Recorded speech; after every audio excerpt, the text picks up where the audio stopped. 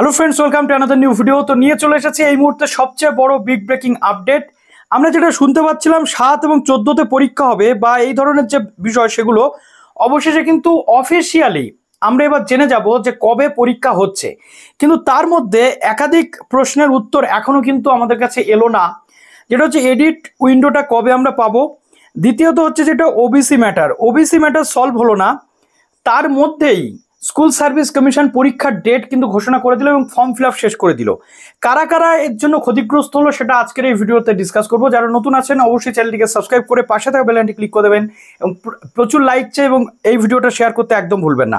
তো school service কমিশনের যেটা আজকে 24/7/2025 যেটা নোটিফিকেশন এসে গেছে, দেখুন স্কুল এডুকেশন ডিপার্টমেন্টের পক্ষ থেকে, যেটা হচ্ছে 9-10 এবং যে পরীক্ষাটা 7ই সেপ্টেম্বর দুপুর 12টায় হতে চলেছে।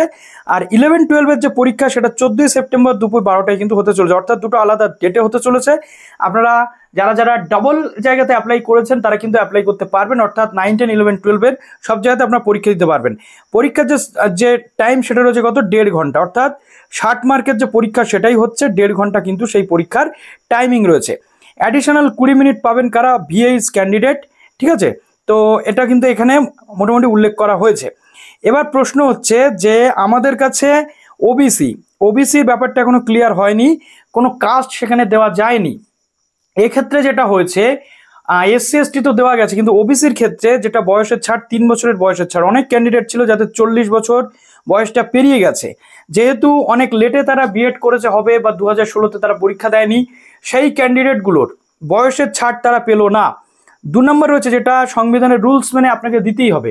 2 নম্বর যেটা রয়েছে সেটা হচ্ছে 45% যেটা রিল্যাক্সেশন থাকে ওবিসিদের জন্য, সেই রিল্যাক্সেশনটাও বহু ক্যান্ডিডেট পেলো না বলে তারা কিন্তু ফর্মটা ফিল আপ করতে পারলো না।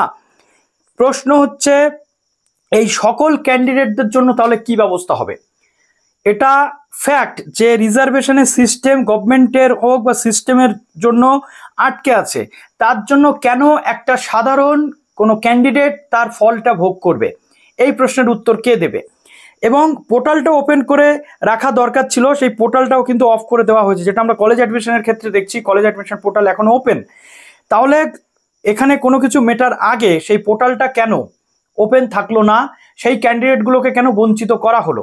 এখানে কিন্তু প্রশ্ন উঠছে। এখন যদি সেই ক্যান্ডিডেটরা আবার এটার এগেনস্টে গিয়ে মামলা করে, তাহলে কিন্তু মামলাটা যথেষ্ট মেরিট বেসিস মামলা কিন্তু হতে চলেছে। ওকে, তো প্রশ্ন হচ্ছে তার আগে, সবকিছুর আগে এটা করা হলো, এই ওবিসি ক্যাটাগরির ক্যান্ডিডেটদেরকে কিন্তু পুরোপুরি বঞ্চিত করে এই যে সিস্টেম সেটা করা হলো।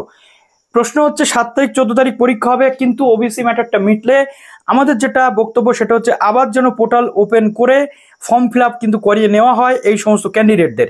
এর সাথে স্পেশাল বিএড ক্যান্ডিডেটদের সুযোগ দেওয়া হলো না, যদিও কমিশনের চেয়ারম্যানের পক্ষ থেকে একটা উক্তি আমরা দেখেছিলাম, বর্তমান পত্রিকাতে বেরিয়েছে যে বিএড আর স্পেশাল বিএড বা বিপিএড নাকি এক।